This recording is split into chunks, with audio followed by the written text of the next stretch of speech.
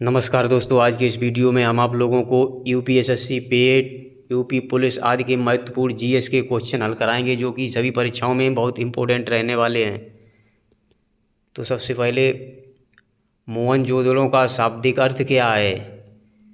तो मोहनजोदड़ो का शाब्दिक अर्थ है मृतकों का टीला। इसकी खोज राखलदास बनर्जी ने की थी। हड़प्पा हड़प्पा अब आप लोगों को हम बताएंगे हड़प्पा की स्थिति। हड़प्पा रावी नदी के किनारे स्थित है। हड़प्पा की खोज दयाराम साहनी ने की। मोहनजोदड़ो कहाँ स्थित है? तो मोहनजोदड़ो सिंधु नदी के किनारे स्थित है। कालीबंगा ये कहाँ पर स्थित है? तो कालीबंगा घग्गर नदी के किनारे है। लोथल कहाँ पर स्थित है? तो लोथल भोगवा नदी के किनारे स्थित है। रोपड़ कहाँ पर स्थित है? तो रोपड़ सतलज नदी के किनारे स्थित है। ये बहुत ही वेरी इंपॉर्टेंट पॉइंट हैं, इनको आप लोगों को याद करना चाहिए। यूपीएसएससी पेट में ऐसे ही क्वेश्चन पूछे जाते हैं। आप जानेंगे कि किस स्थान पर किस चीज़ की खोज हुई। तो लोथल से मिला है गोदीवाड़ा और कालीबंगा से मिला है जुता हुआ खेत। इसके बाद धौलावीरा से क्या मिला है? ये धौलावीरा लिखा हुआ है। धौलावीरा से मिला हुआ है हड़प्पन लिपि के बारे में, यानी कि हड़प्पन लिपि के बड़े आकार के 10 चिन्हों वाला एक शिलालेख मिला है, बहुत बड़ा शिलालेख जिसमें 10 चिन्ह थे।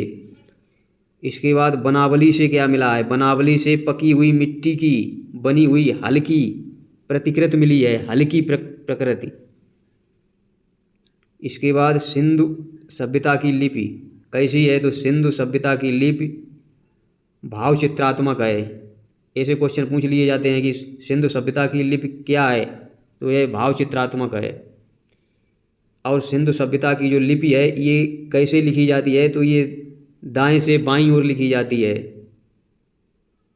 और सिंधु सभ्यता से क्या मिला है? सिंधु सभ्यता से फसल मिली है। इस फसल में गेहूं और जौ मिले हैं। नेक्स्ट,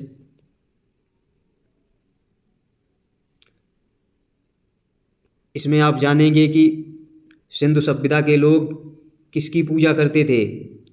तो सिंधु सभ्यता के लोग पशुओं में कूबड़ वाले सांड की पूजा करते थे, जिसका ठांटा बोलते हैं देसी भाषा में, जिसका कूबड़ या ठांटा निकला हुआ होता था, क्योंकि वह भोले की सवारी का प्रतीक था। तलवार से परिचित नहीं थे, यानी कि सिंधु सभ्यता के लोग तलवार से परिचित नहीं थे। आग में पकी हुई मिट्टी को टेराकोटा कहा जाता था। ये क्वेश्चन आया था। आग में पकी हुई मिट्टी को क्या कहते हैं? तो टेराकोटा कहते हैं। अब इसमें वेदों के बारे में बताया गया है। तो ऋग्वेद को क्या कहते हैं? यानी कि ऋग्वेद को हम किसके लिए जानते हैं? तो ऋग्वेद में स्रोत एवं प्रार्थनाएं हैं, स्रोत और प्रार्थनाएं हैं। यजुर्वेद में स्रोत एवं कर्मकांड हैं। सामवेद संगीतमय स्रोत हैं, इसमें संगीत से संबंधित स्रोत हैं। और अथर्ववेद में तंत्र मंत्र और वशीकरण से संबंधित स्रोत हैं। तो इस प्रकार हमने आप लोगों को वेदों के बारे में बताया। इसके बाद आता है कि सैंधव संस्कृति के बाद वैदिक सभ्यता का विकास हुआ। यानी कि पहले सैंधव संस्कृति थी, इसके बाद वैदिक सभ्यता का विकास हुआ। तो वैदिक सभ्यता के बारे में आप लोगों को बताएंगे। इसमें जो वैदिक सभ्यता है, इससे एक सभ्यता उत्पन्न हुई, इसे आर्य सभ्यता का नाम दिया गया। इसका अर्थ होता है, आर्य का अर्थ होता है श्रेष्ठ या कुलीन। इसकी भाषा संस्कृत थी और आर्यों का मुख्य व्यवसाय था कृषि और पशुपालन। और इसकी संस्कृति थी, यानी कि ग्रामीण संस्कृति थी। जैसे कि मोहनजोदड़ो की सभ्यता कैसी है? तो मोहनजोदड़ो की सभ्यता एक नगरीय सभ्यता है और आर्यों की सभ्यता ये ग्रामीण सभ्यता है।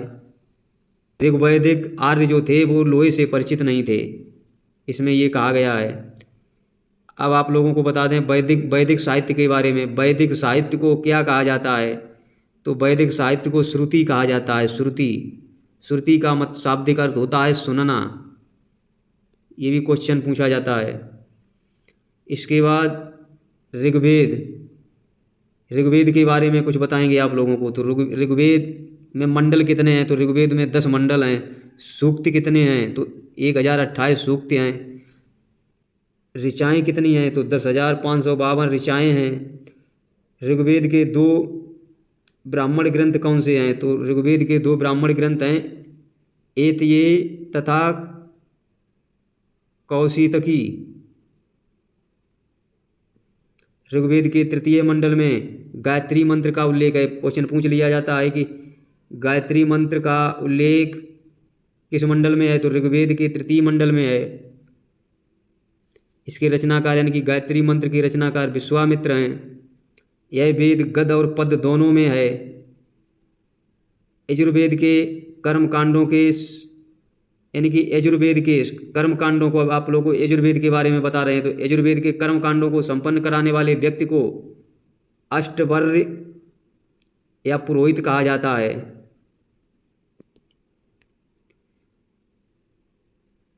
सत्यमेव जयते, सत्यमेव जयते कहाँ से लिया गया है? क्वेश्चन पूछा जाता है। तो ये मुंडकोपनिषद से लिया गया है, सत्यमेव जयते। इसके बाद आइए वेदांग की संख्या कितनी है? वेदांग के बारे में बताते हैं। तो वेदांग की संख्या 6 है। नंबर 1 शिक्षा, नंबर 2 कल्प, नंबर 3 व्याकरण, नंबर 4 है निरुक्त, नंबर 5 है छंद और नंबर 6 है ज्योतिष। ये वेदांग हैं। पुराणों की संख्या कितनी है? 18 है। त्रयी नाम से किसे जाना जाता है? 3 वेदों का नाम त्रयी नाम है। त्रयी में कौन कौन से वेद आते हैं? तो ऋग्वेद, सामवेद और यजुर्वेद, इनको त्रयी के नाम से जाना जाता है।